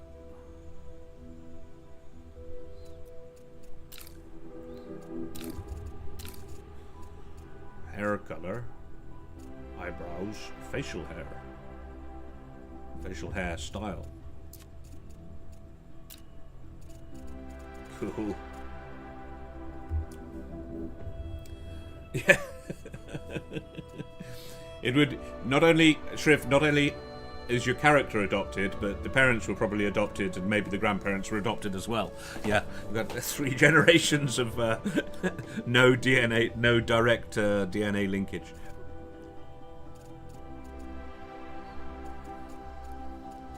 That's kind of weird.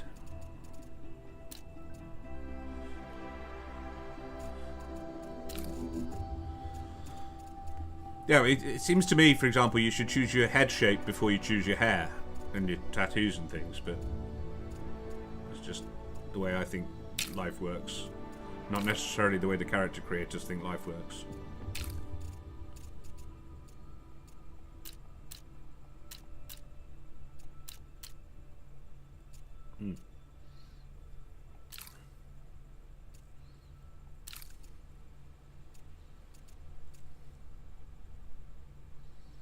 Starting gear. Very unfashionable. Moira would be aghast. No doubt. Yeah, okay. Story. I like the combat. It suits me easily. Difficulty. As I was saying earlier, there are 4 different difficulty levels. But you can change them whenever... Every time you create a new realm, you can change the difficulty level. So there is no reason at all not to have it on the easiest to start with. I mean, because you can always change it later. Mark Twain, yes. I see the resemblance there. I see the resemblance. Finalize.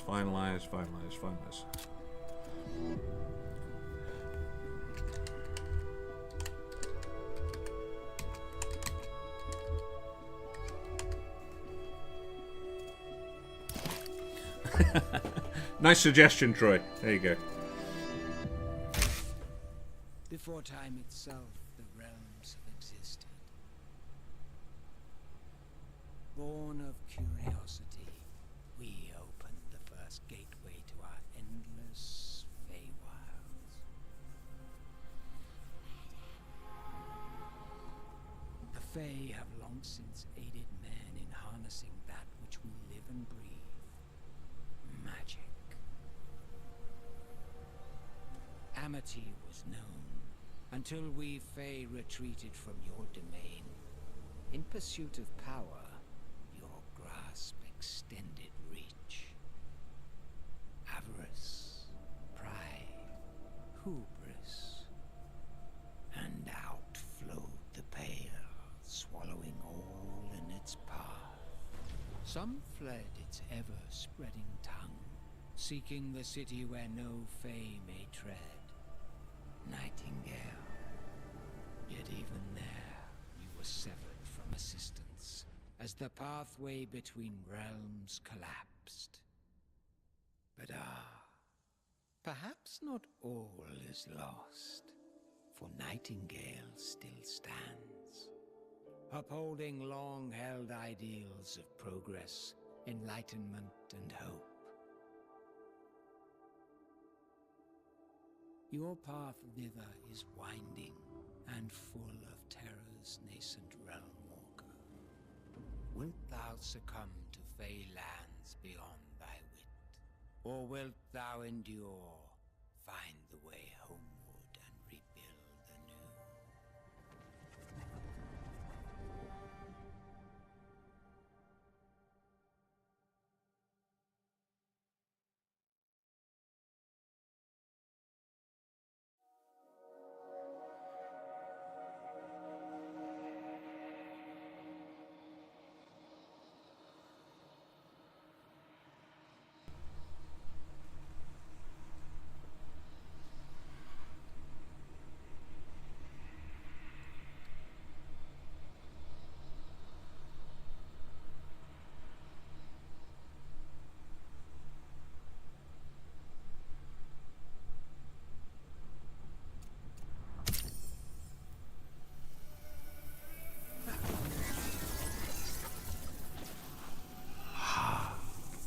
Let my words steer your steps.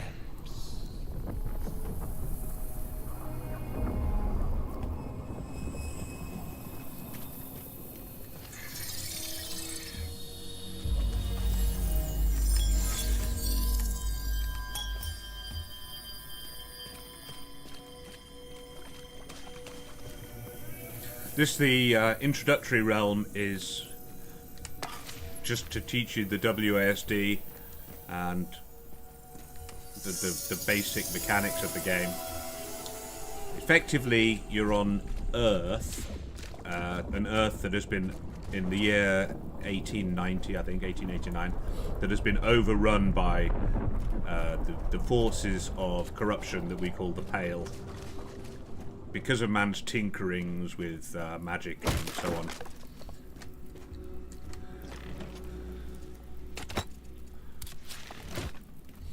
This first...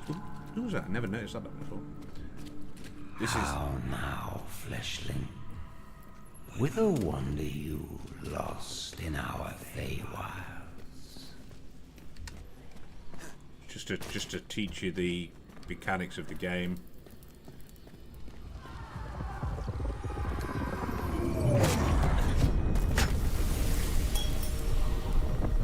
Which is left click to attack and right click to block. I can sprint by holding down the tab key. Sniff out your despair. Picking up the essence, which I guess is the currency of the game.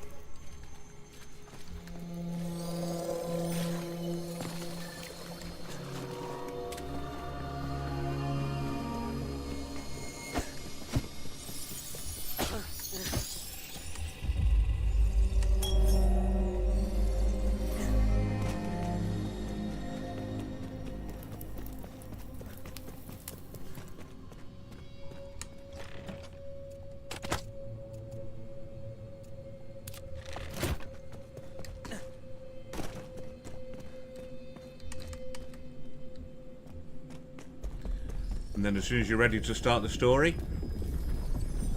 speak with your guide. Shadows abound, yet like a fire's final embers, you refuse to be snuffed out. I come with an offer to guide you to a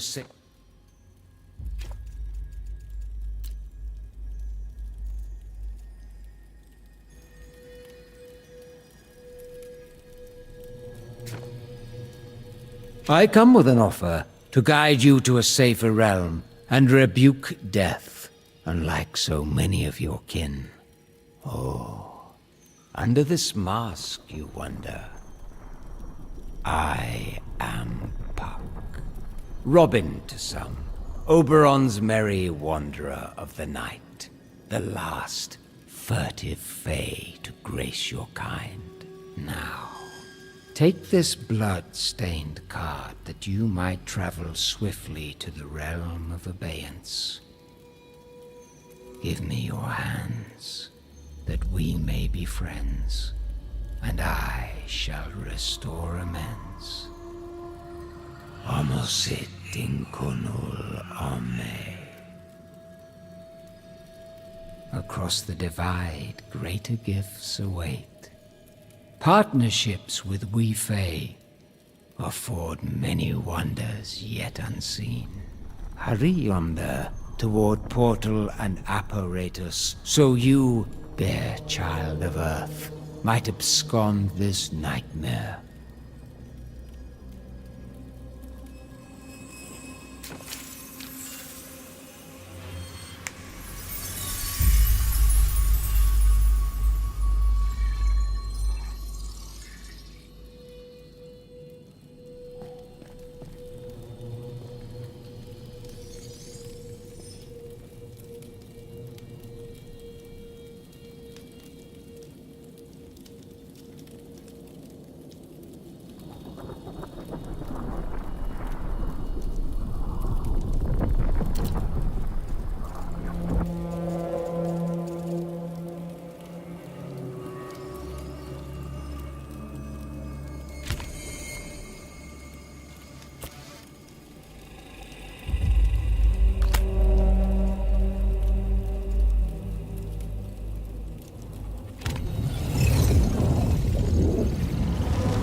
Fly, realm walker. The fiends have caught your despairing stench.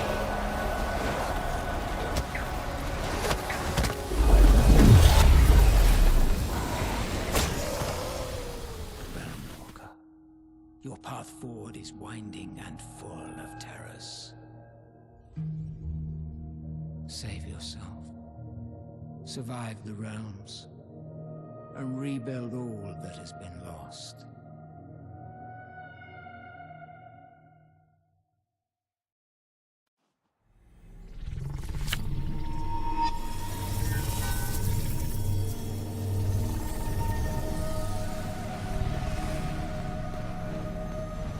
Count thyself among the fortunate few who manage to flee the foul pale. Nightingale still stands, but Earth teeters on the brink, and these wilds are far from hospitable. Sequestered so, and struck by woe, begs the question, wilt thou be a survivor? Find your bearings and acquaint yourself with this realm.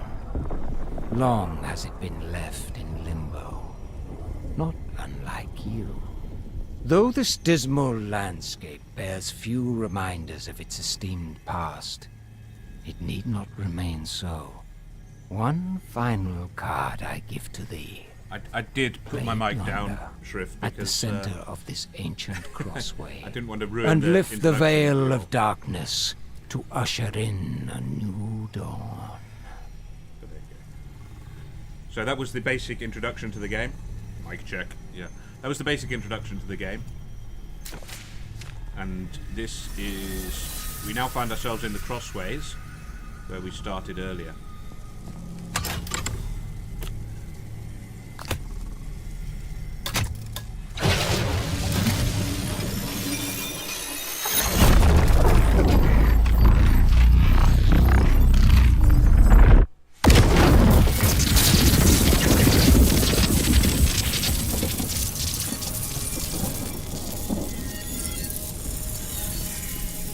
actually, at the beginning of the game, none of the portals are open, unlike that which I showed you earlier, when all the portals were open.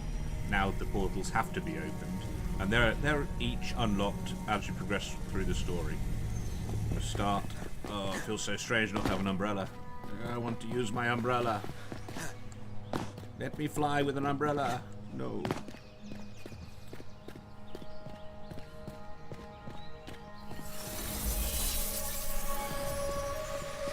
Now that has made a difference. Quite the mechanism indeed. But you needn't fret over the lofty particulars just yet. More immediate concerns are at hand. The realm you've now cleansed was once the center of the Empyrean network.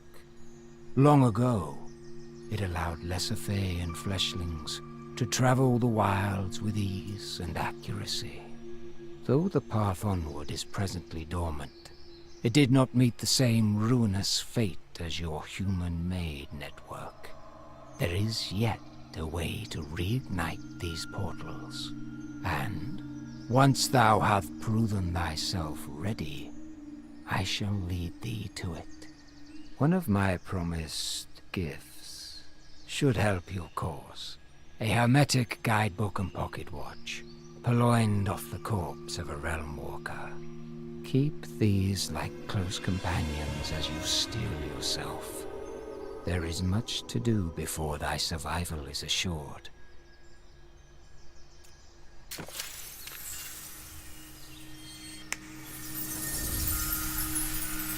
So that's how you get yourself a guidebook,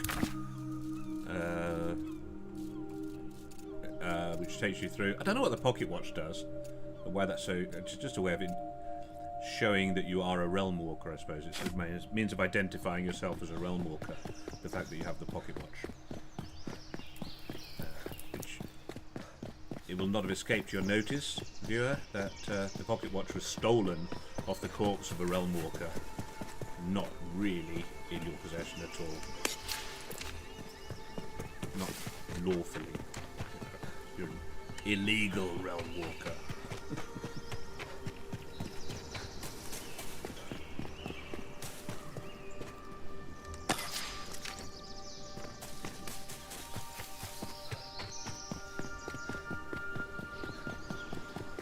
So now I already have a hatchet, hunting knife for carving up cadavers, and a sort of pick multi-tool thing. And I think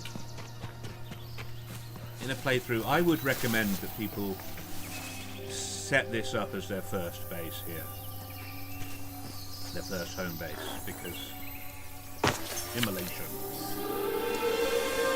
Immolation can be applied to a main and melee tool from your inventory. Press I plus tab. What? I or tab to open your inventory. Immolation, enchantments and charms, launches a ball of fire. This spell requires 12 stamina to use. Apply to the...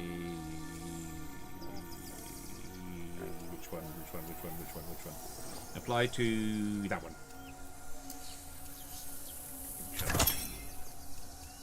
There you go. So now, this simple mining pick now has the immolation cast onto it. That's exciting. Release the hoe pecker. Okay, use that more later. Don't worry about that. And we should build a campfire. Build a campfire. How do we do that? B. Structures. Estate. Tiles. Crafting benches. Campfire. If I approach it, I need 5 rocks and 4 sticks. Quickly. Time is against me. Sticks.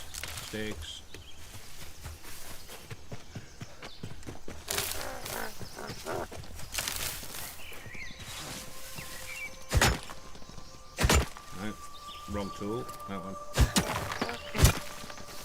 No, that's not rocks. That's sand blocks. forgotten how to play the basics. Forgotten how to play the basics. There's some rocks. There's some rocks. 4 rocks. Okay. 4 rocks, 4 sticks. Quickly, quickly, quickly. Make a campfire. Come on. Come on. Don't worry about picking up that useless stuff that you've made.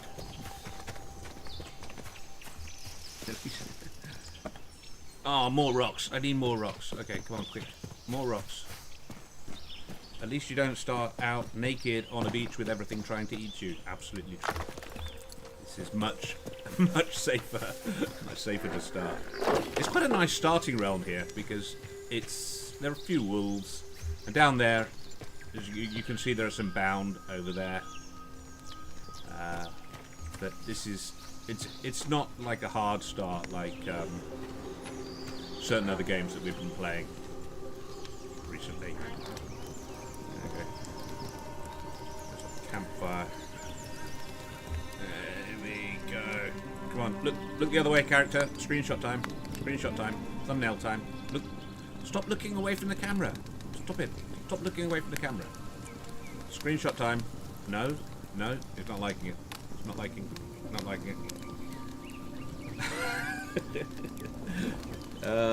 Depends on the player, Troy. Either you'll make it no matter where you start, or you are skirt no matter where. Absolutely correct. Hang on, close that. Let me switch over to YouTube.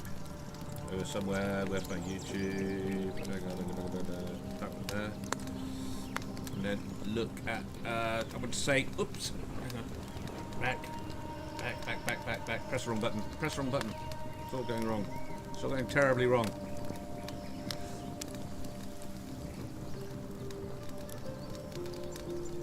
Now I can't get into top chat because. Do I have to go back to my channel? How do I get there? I can't see the chat. I can't see the chat. I clicked the wrong button. Oh no. But anyway, I would like to say thank you very much. Thank you very much, guys, for tuning in. Thank you very much for watching. 6 watching now. Thank you. Thank you all. It's been fun hanging out, and I hope you've enjoyed this little look around Nightingale, the game, with me tonight. Nice of all of you to come. Oh, chat's just come back. So who was here? Bad Guy was here. Shrift was here. Troy Confused Barbarian was here. Ivan Fitz, otherwise known as Kane, was here. Kathy Ann popped in. Gamer Hobo popped in. Game Labs popped in. Thank you to you all. Thank you very much indeed for passing by and spending a couple of hours just looking around Nightingale. If you haven't played it for a while, maybe I've shown you how it's changed and something that's a bit different, which might convince you to give it a go. And I'm always willing to co-op with anybody along the way as well. So thank you all. Thanks for tuning in. Thank you to everybody that stopped by and chatted in chat. And